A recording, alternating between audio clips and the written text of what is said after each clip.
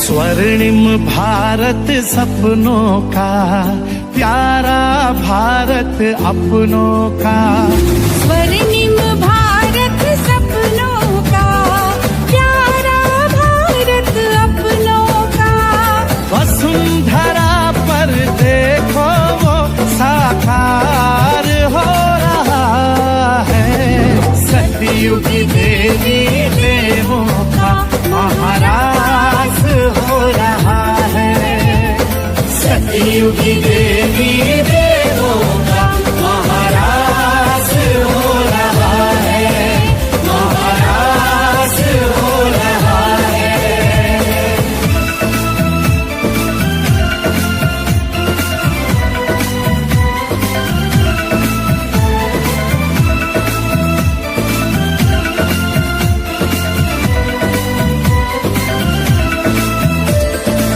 नीले नभ के नीचे अपना एक भारत मुस्कुरा रहा। पूरब पश्चिम उत्तर दक्षिण सुखद स्वर्ग लहरा रहा। पावन प्रकृति के आंगन वैकुंठ वास हो रहा है। सतयुग देवी देवों का महाराज हो रहा है। सतयुग देवी देवों का महाराज। ओम शांति। आज 23 मार्च 2023 बाबा की मुरली सुनेंगे। सबसे पहले देखते हैं मुख्य बिंदु। आज बाबा ने कहा कि पारलौकिक माता पिता से बुद्धि योग जोड़ने के लिए और पुरानी दुनिया से बुद्धि योग तोड़ने के लिए तुम्हें देही अभिमानी का ज्ञान जरूर चाहिए। देही अभिमानी बने बिना बाबा कहते तुम ऐसा नहीं कर सकते। बाबा ने कहा कि दूसरों को ज्ञान सुनाने के विचार और कैसे किसी को ज्ञान दें और बाबा की ज्ञान की बातें बाबा ने कहा उसी की बुद्धि में टपकेंगी जो विचार सागर मंथन करता होगा। आगे बाबा ने बताया कि तुम्हें अपने अंदर चेकिंग करनी है कि अगर हमारा शरीर इस समय छूट जाए तो हम क्या पद पाएंगे। अब तक हमने बाबा के ज्ञान योग में कितनी मेहनत की है, कितनी कमाई जमा कर ली है। बाबा ने कहा कि जो देह अभिमान है उसको छोड़ने में ही मेहनत होती है और जो देही अभिमानी बन जाते हैं उनका चेहरा खिला हुआ रहता है, हर्षित मुख रहता है। आज की मुरली का सार है, मीठे बच्चे देही अभिमानी बनो तो पुराने जगत से नाता तोड़ने और नए जगत से नाता तो जोड़ने की खूबी सहज आ जाएगी। एक बाप से लव जुट जाएगा। बाबा ने कहा जब तुम देही अभिमानी बन जाओगे तो बाबा कहते पुरानी दुनिया से बुद्धि योग तोड़ना और नई दुनिया से जोड़ना आसान हो जाएगा, उसमें फिर मेहनत नहीं लगेगी। बाबा ने कहा पहले तुमको देही अभिमानी बनना पड़ेगा, अपने को आत्मा समझने की प्रैक्टिस पक्की करनी पड़ेगी। प्रश्न है आज की मुरली में, किन बच्चों का बुद्धि योग पारलौकिक माता पिता से सदा जुटा हुआ रह सकता है। तो बाबा ने कहा जो जीते जी मरकर ईश्वरीय सेवा में तत्पर रहते हैं। जीते जी मरने का मतलब क्या बताता है बाबा कि इस दुनिया में रह रहे हैं लेकिन इस दुनिया से मर गए। मरने का मतलब क्या बताता है कि जैसे कोई आदमी मर जाता है तो मरने के बाद तो उसके शरीर को कुछ भी करो कोई महसूसता नहीं आती।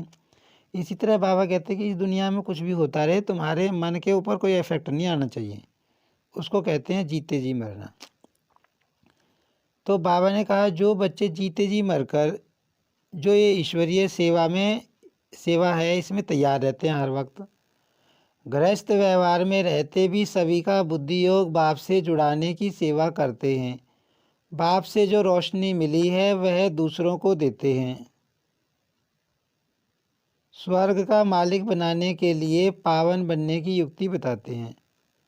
अब बाबा बता रहे हैं कि ऐसे बच्चे जो गृहस्थ व्यवहार में रहते हैं, घर गृहस्थी में रहते हैं, लेकिन घर गृहस्थी में रहते हुए भी अन्य आत्माओं का बुद्धि योग बाबा से जुड़ाने की सेवा करते हैं, मतलब बाबा की सेवा में रहते हैं और दूसरी आत्माओं को रोशनी देते हैं और स्वर्ग का मालिक बनाने के लिए अन्य आत्माओं को स्वर्ग का मालिक बनाने के लिए युक्ति रचते हैं। तो बाबा कहते ऐसे बच्चों का बुद्धि योग स्वतः बाप से जुटा रहता है।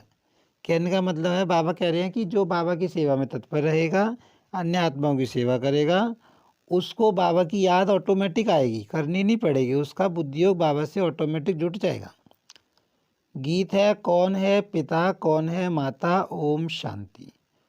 गीत का अर्थ क्या है? कहते हैं जगत के लौकिक माता पिता को, मित्र संबंधियों आदि सबको छोड़ो और बुद्धि योग अपने सच्चे माता पिता जो सृष्टि के रचयिता हैं उनसे लगाओ। यह जो माता पिता मित्र संबंधी आदि हैं उनसे अब नाता तोड़ना है और एक से नाता जोड़ना है। अब गीत का अर्थ बाबा बता रहे हैं कि जो इस दुनिया के माता पिता हैं, शरीर के माता पिता हैं या शरीर के संबंधी हैं या अपना शरीर है, बाबा कहते हैं सब कुछ भूलना है, बुद्धि लगानी है, एक बाप से लगानी है, एक बाप को याद करना है, सबसे नाता तोड़ना है। तो यहाँ पे जो बाबा कहता है नाता तोड़ना है, इसका मतलब ये नहीं है कि हम सारे संबंधियों से किसी से बोले नहीं, एक तरफ जाकर बैठ जाएं, उनके संपर्क में ना आए, ऐसे बाबा नहीं कहता। बाबा कहता है कि तुम्हें रहना सारी दुनिया के अंदर है, सबसे मीठा बोलना है, सबसे प्यार करना है, किसी से डिटैच नहीं होना, किसी से दूर नहीं जाना। बाबा कहते रहना इस दुनिया में, सबसे प्यार से बोलना है, सबको करना है, सब कुछ करना है, लेकिन उनको याद नहीं करना है।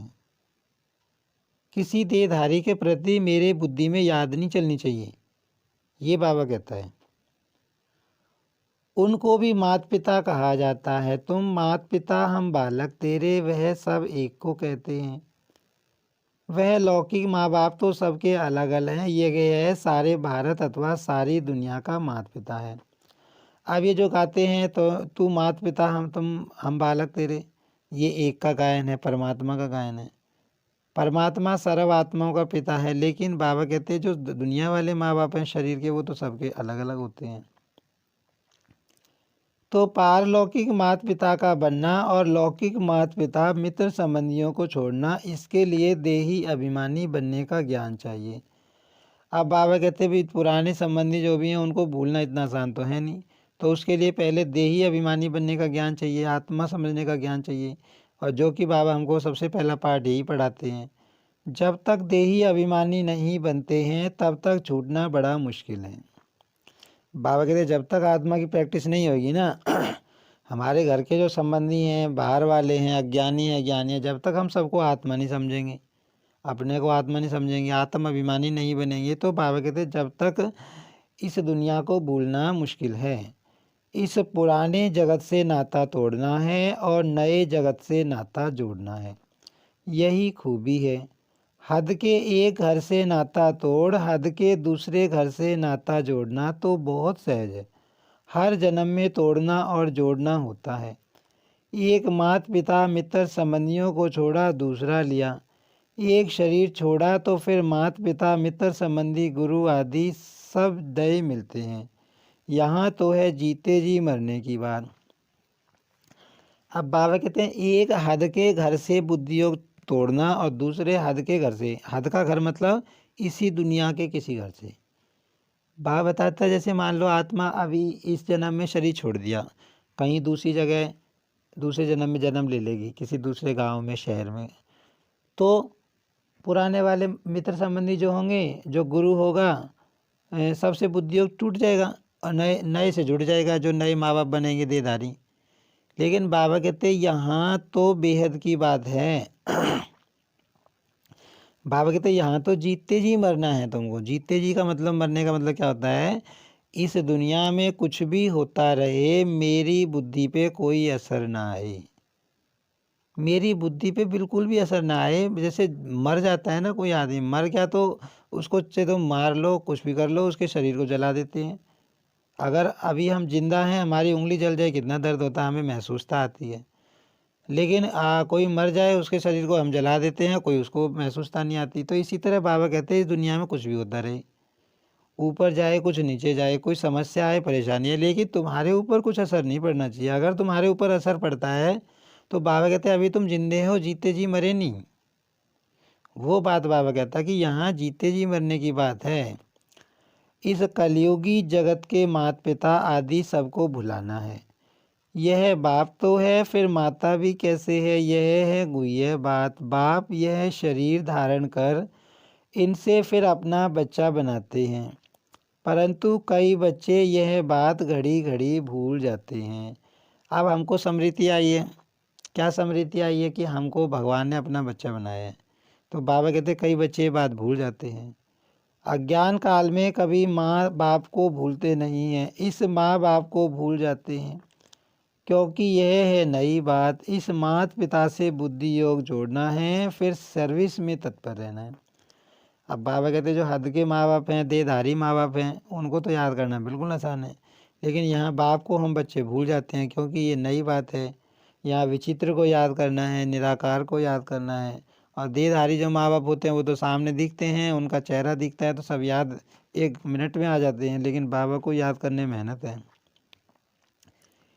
जैसे बाप को सर्विस का फुर्ना रहता है, ऐसे बच्चों को भी रहना चाहिए। कहते हैं भगवान को फुर्ना हुआ नई दुनिया रचें, तो यह कितना बड़ा फुर्ना है। बेहद के बाप को बेहद का फुर्ना रहता है, सबको पावन बनाना है। उस पावन दुनिया के स्वर्ग के लिए राजयोग सिखाना है, कितने को सिखलाना है, सबका बुद्धि योग बाप के साथ जोड़ना है, यही धंधा हम बच्चों का है।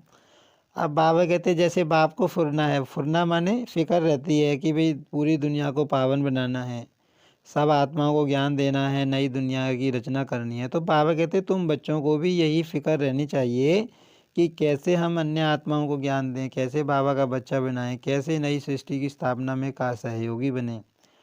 यही धंधा हम बच्चों का है। बाप कहते हैं गृहस्थ व्यवहार में रहते, तुम बच्चे सर्विस करके दिखाओ। सन्यासियों को फुरना रहता है, हम कोई को काग विष्टा समान सुख से छुड़ावें, पवित्र बनाएं, उन पर भी रिस्पॉन्सिबिलिटी रहती है।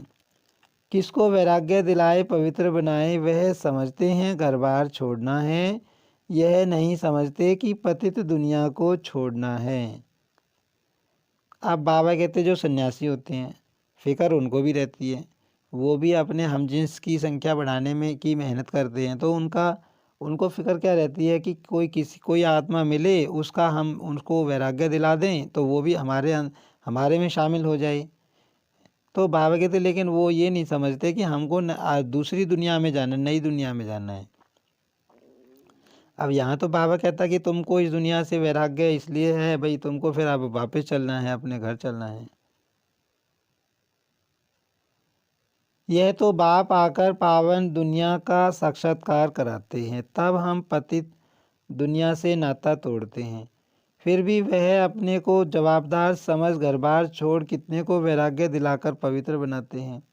महिमा तो उन्हों की भी गाई जाती है। यह संन्यास धर्म नहीं होता तो भारत और ही काम चिता पर जलकर भस्म हो जाता। अब बाबा कहते मेहनत तो वे भी करते हैं, वे भी आत्माओं को वैराग्य दिलाते हैं, अपने समूह में शामिल करते हैं, और महिमा उनकी भी गायन जाती है, क्योंकि कहीं ना कहीं वे भी पवित्र रहते हैं। और बाबा कहते पवित्रता का मान होता है, वैल्यू पवित्रता की होती है।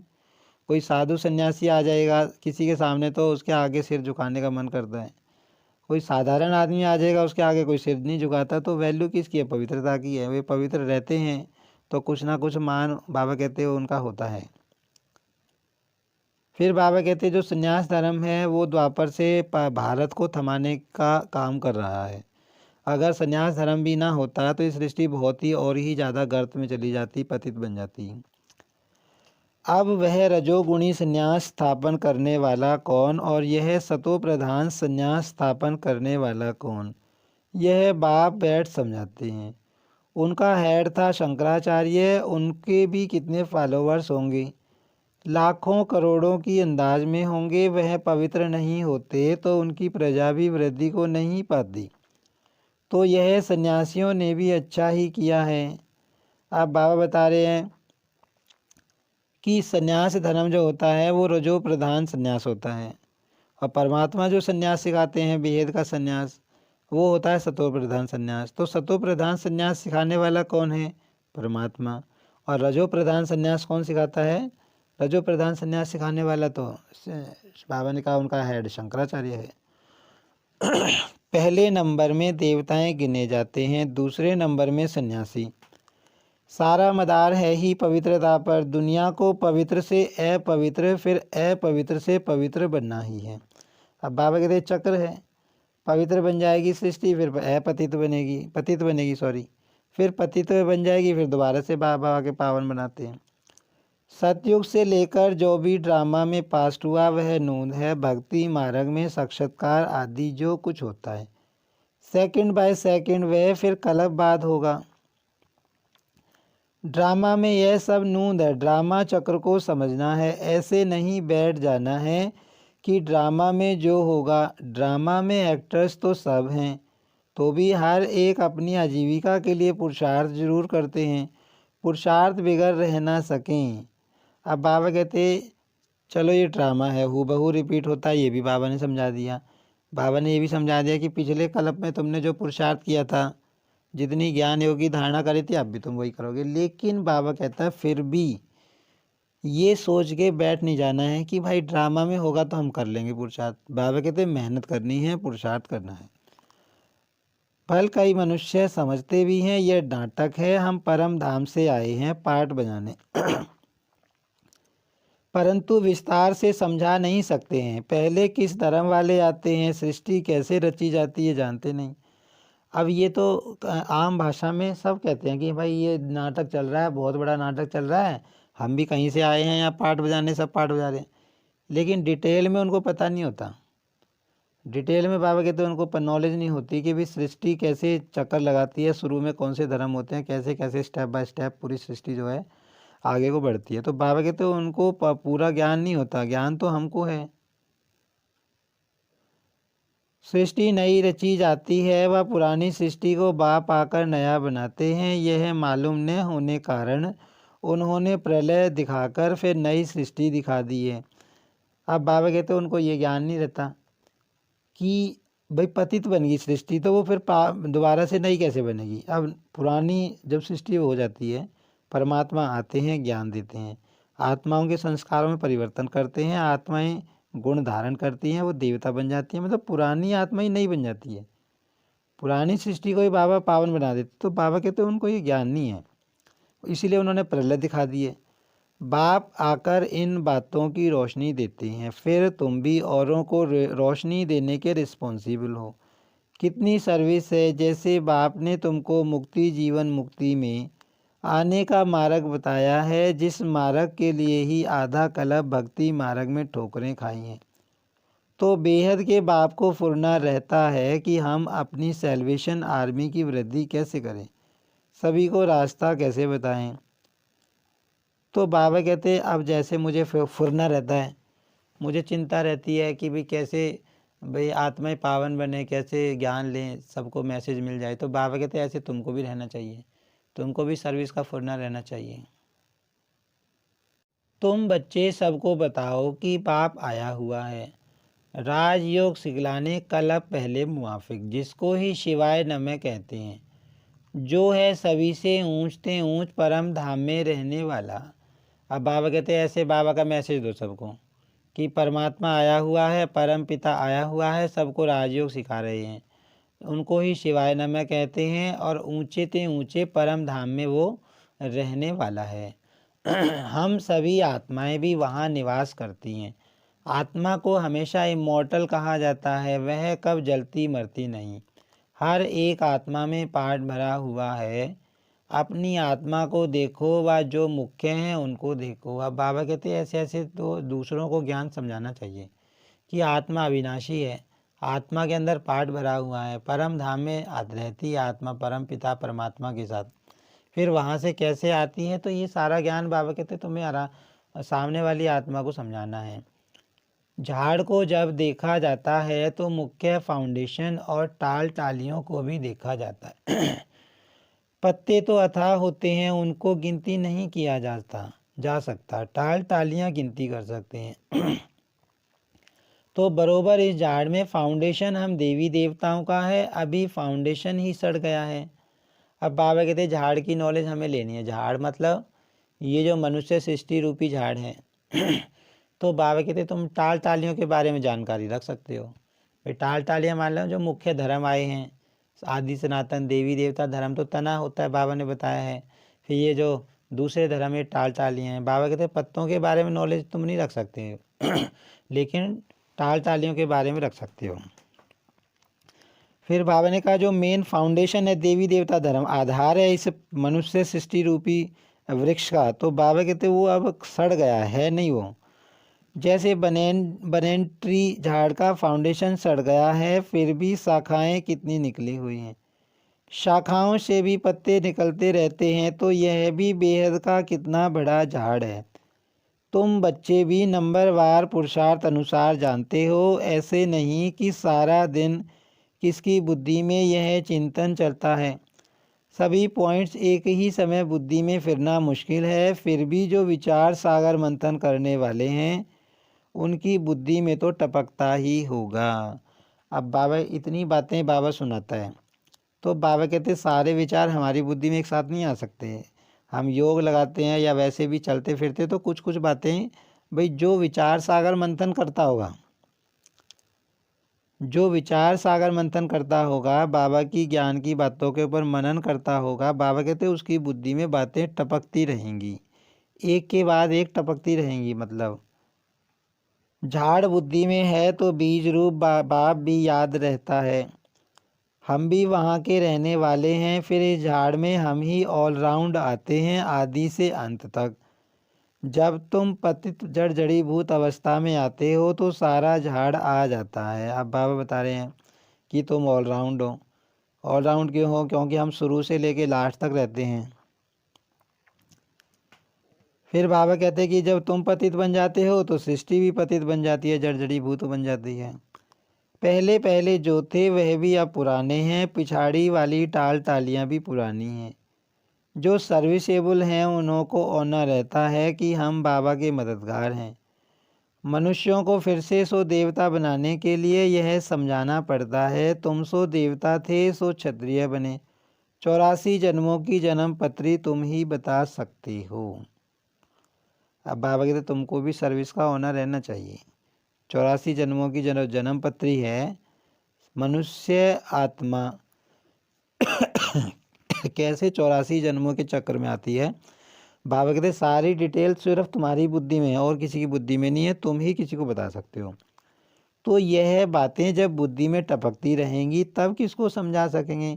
अब जिसके अंदर बुद्धि में बातें चलेंगी बाबा की, वही तो दूसरों को ज्ञान दे सकता है। बाबा यूँ कह रहे हैं, जिसकी बुद्धि में बातें नहीं चलेंगी बाबा की, वो कैसे समझाएगा। भाई बाबा कहते तुम्हें सोचना पड़ेगा कि हम कैसे समझाएं, कौन सी पॉइंट किसी के सामने बोलें। चिंतन चलना चाहिए, हम बच्चे बाबा के साथ मददगार हैं, तो बुद्धि में आना चाहिए कि हम किसको ड्रामा का राज कैसे समझाएं। अब बाबा कहते तुम बाबा के मददगार हो तो तुम्हें चिंतन चलाना चाहिए। उन्हों का योग बाप के साथ कैसे जुटाएं, मनुष्य से देवता बनाने का पुरुषार्थ कराएं, अर्थात बाप से बेहद का वर्षा लेने का मार्ग बताएं। तो बाबा कहते हैं ऐसे तुम्हें चिंतन करना चाहिए कि कैसे किसी आत्मा को ज्ञान दें, कैसे बाबा से उसकी बुद्धि जुटा दें, कैसे उसको वर्षा दिला दें। जिनको बाप द्वारा मार्ग मिला होगा वही बताएंगे, बाप ही आकर राजयोग सिखलाते हैं अथवा मुक्ति जीवन मुक्ति के गेट्स खोलते हैं। ऐसे सारा दिन विचार सागर मंथन करना चाहिए और स्वभाव भी बहुत मीठा धारण करना है। बाबा कहते हैं ऐसे ऐसे तुम्हारे बुद्धि में चलना चाहिए कि कैसे किसी को मुक्ति जीवन मुक्ति के बारे में बताएं। फिर बाबा ने कहा तुम्हारा स्वभाव भी मीठा होना चाहिए, किसी को ज्ञान सुना रहे हो तो तुम मीठे होने चाहिए। किसके भाव स्वभाव में जलना व मरना नहीं है, सहन करना है, अपनी सर्विस करनी है। अब बाबा कहते सामने वाले का भाव स्वभाव क्या है, उससे डिस्टर्ब नहीं होना है ना। बाबा कहते कि आप सहन करके अपना काम से काम रखना है। जितना हो सके सर्विस में टाइम देना चाहिए, अपने से पूछना है हम बाबा बाबा कहते हैं, बाबा को तो बेहद सेवा का ऑनर रहता है। मैं बाबा का बच्चा क्या कर रहा हूँ? मुझे कितनी सर्विस करनी चाहिए? टाइम तो बहुत मिलता है। तरस पड़ना चाहिए। बेचारे सभी बाप से बिछड़े हुए हैं, धक्का खाते रहते हैं, पाप करते रहते हैं। अब बाबा कहते अपने आप से पूछो, हम बाबा के बच्चे, हम कितनी सेवा करते हैं?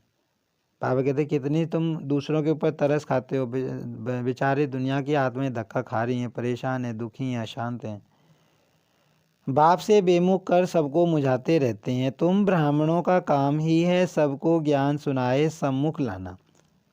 बाबा कहते तुम ब्राह्मणों का काम क्या है? आत्माओं को ज्ञान सुना के बाबा के सामने लाना। तुम ब्राह्मण हो, गीता के भगवान के सच्चे सच्चे बच्चे, तुमको अथॉरिटी मिली हुई है। तुम्हारी बुद्धि में गीता का ही ज्ञान है। जो समझा नहीं सकते उनको हम ब्राह्मण नहीं कह सकते। अब बाबा कहते जो ज्ञान नहीं दे सकता दूसरों को, बाबा कहते वो ब्राह्मण नहीं। हाफ कास्ट व क्वार्टर कास्ट कहेंगे। हाफ कास्ट मतलब आधा ब्राह्मण। बाबा कहते जो दूसरों को ज्ञान नहीं दे सकता, देते नहीं, तो बाबा कहते वो हाफ कास्ट। तो इसका मतलब ये है कि भाई बाबा कहता है कि तुम है ना विचार सागर मंथन करो, कोशिश करो। फिर भी बाबा एक बात कहता है कि चलो फिर भी हम नहीं किसी को ज्ञान सुना सकते। भाई हमें इस चीज़ का डर रहता है कि कोई सामने वाली आत्मा सुनेगी नहीं, सामने वाली आत्मा हमारी इंसल्ट कर देगी। तो बाबा कहता है कि चलो तुम कुछ नहीं कर सकते, तुम शुभ भावना तो दे सकते हो। कुछ दिन पहले एक मुरली बाबा की चली थी, उसमें बाबा ने कहा था कि शुभ भावना दो, ये आत्मा भी बाबा का बच्चा बन जाए, ये भी बाबा से वर्षा ले ले। तो बाबा कहते इस तरह जो है ये भी तुम्हारा ज्ञान देना ही हुआ। तो कहने का मतलब हमें अपनी तरफ से कोशिश करनी चाहिए। बुद्धि शूद्र पने की है। अजमेर में पुष्करणी ब्राह्मण रहते हैं तो वह गीता शास्त्र आदि सुनाने वाले होते हैं।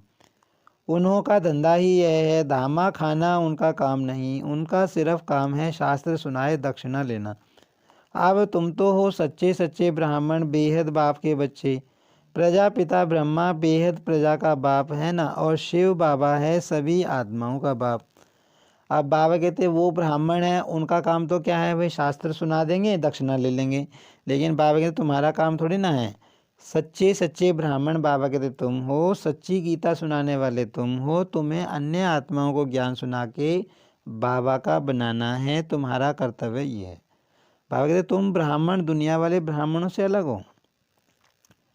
उनका निवास स्थान है परम धाम में, वही पतितों को पावन बनाने वाला है। इसलिए सारी दुनिया उनको याद करती है। ओ गॉड कहते हैं तो निराकार ही बुद्धि में आता है, परंतु गुरुओं की जंजीरों में फंसे हुए हैं। जिन देवताओं की पूजा करते हैं उनके ऑक्यूपेशन का पता नहीं है, वह भी जैसे गुड्डे गुड़ियाँ समझ पूजा करते हैं। फिर बाबा कहते हैं कि आत्माएं जो है फंसी हुई हैं भक्ति मार्ग में, गुड्डे गुड़ियाँ समान देवताओं की पूजा करते रहते हैं, ऑक्यूपेशन जानते नहीं, इसलिए गुड़ियों की पूजा कहा जाता है। तो कितना फ़र्क है, ढेर के ढेर मूंजे हुए हैं। देवताओं की सूरत और सीरत, मनुष्य की सीरत और सीरत में दिन रात का फ़र्क है। अब बाबा कहते सब आत्माएं मूंजी हुई हैं, उनको ज्ञान है नहीं बाबा कहते। और बाबा कहते जो देवताएं थे और वर्तमान जो मनुष्य हैं उनकी सूरत और सीरत में तो बहुत फ़र्क है, गुणों का फ़र्क है, अवगुणों का है। मनुष्य गाते हैं आप सर्वगुण संपन्न, हम नीच पापी हैं। अगर ऐसा कहते हैं तो भला उनको ऐसा बनाने वाला कौन था? रावण ने बनाया। नीच पापी भक्ति मार्ग में आत्मा गाती है तो वो बाबा कहते पापी किसने बनाया? रावण ने बनाया। अभी तो बरोबर नरक है, फिर स्वर्ग का मालिक क्या हम बन सकते हैं? यह ख्याल कभी मनुष्यों को उठता नहीं है। हैं बाबा कह रहे हैं कि ये विचार किसी की बुद्धि में आ सकता है? किसी भगत की बुद्धि में विचार आ सकता है कि हम स्वर्ग के मालिक बन सकते हैं? किसी के भी नहीं आ सकता, हमारे में भी नहीं था। हम बाबा के नहीं बने थे तो हमारी बुद्धि में भी नहीं था कि हम भगवान से पढ़ाई पढ़ के कभी विश्व का मालिक बन सकते हैं, स्वर्ग में जा सकते हैं। सिर्फ भक्ति करते रहे। अभी तुम जानते हो हमको सो देवता बनना है, राजधानी में ऊंच पद पाना है, इसलिए पुरुषार्थ करते हैं। अंदर आना चाहिए। अगर हमारा शरीर छूट जाए तो हम किस पद को पाएंगे। तुम पूछ भी सकते हो अगर हम मर जाएं तो क्या पद पाएंगे। तो बाबा झट बता देंगे, तुम पाई पैसे का पद पाएंगे व 8 आने का, 12 आने का व कौड़ी का पद पाएंगे। प्रजा को कौड़ी पद कहेंगे। दिल दर्पण में अपनी शक्ल देखो, कोई बंदरपना तो नहीं है। अब बाबा कहते तुम अपने आप से पूछो कि अगर हमारा इस समय शरीर छूट जाए तो अब तक हमने कितनी मेहनत कर ली है बाबा के ज्ञान योग में। अगर हम अभी शरीर छूट जाए तो हम कौन सा पद पाएंगे। बाबा कहते ये सोचो, अपने अंदर अपनी चेकिंग खुद करनी है। बाबा कहता है ना, तुम्हें दूसरों की चेकिंग नहीं करनी, दूसरा क्या कर रहा है, याद कर रहा है नहीं कर रहा, ज्ञान पे चल रहा है, धारणा कर रहा है, हमें कोई मतलब नहीं, अपना देखो। बाबा कहते अशुद्ध अहंकार है नंबर 1, काम क्रोध को भी जीत लेवे, परंतु देह अभिमान है पहला नंबर। देही अभिमानी बनने से ही फिर और विकार ठंडे होंगे। देही अभिमानी तब बने जब बाप के साथ लव जुटे।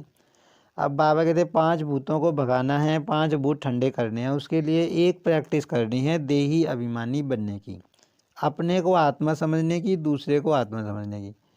तब बाबा कहते तब ये 5 विकार ठंडे हो सकते हैं। देह अभिमानी का लव जुट ना सके तो देह अभिमान छोड़ने में बड़ी मेहनत चाहिए। बाबा कहते जो देह अभिमान है ना, अपने को शरीर समझने की जो प्रैक्टिस समझ गई है, तो बाबा कहते अगर देह अभिमान होगा तो बाबा से प्यार नहीं जुटेगा। देही अभिमानी बड़े हर्षित रहते हैं। देह अभिमानी का चेहरा मुर्दों जैसा होता है। जो आत्मा समझने की प्रैक्टिस करेगा बाबा कहते वो तो खुश रहेगा। तो पहली मुख्य बात है देही अभिमानी बनना, तब बाप भी मदद करेगा। निर्विकारी तो बहुत रहते हैं, परंतु मैं आत्मा हूँ, बाप की याद रहे यह घड़ी घड़ी भूल जाता है, इसमें फेल हो जाते हैं। अशरीरी नहीं बनेंगे तो वापस कैसे जाएंगे। सर्विस का बहुत फुरना रहना चाहिए, जिससे बहुत मनुष्यों का कल्याण हो।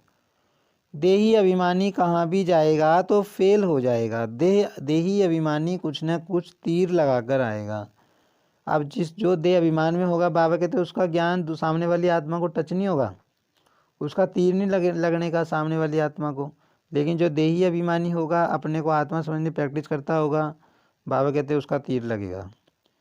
महसूस करेंगे कि फलाने ने बात तो ठीक कही थी।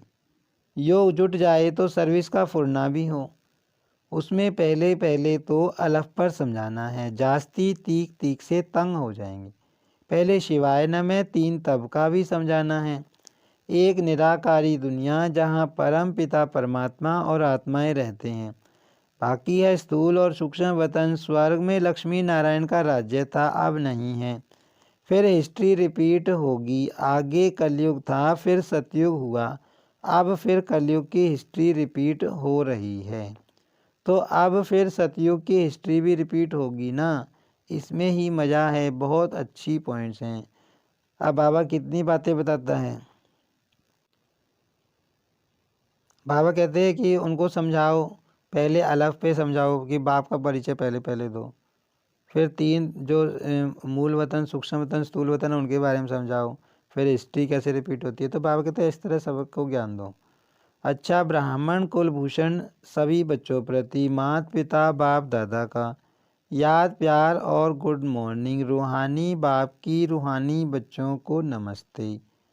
हम रूहानी बच्चों की रूहानी बाप दादा को याद प्यार और नमस्ते। धारणा के लिए मुख्य सार है, किसके भाव स्वभाव में जलना मरना नहीं है। अपना स्वभाव बहुत बहुत मीठा बनाना है, सहनशील बनाना है। सहनशील का मतलब क्या होता है, दूसरे की कोई कुछ बात कह दे तो सहन करना है। बाप का खिदमतकार बनने के लिए विचार सागर मंथन करना है। बुद्धि में ज्ञान का ही चिंतन करते रहना है।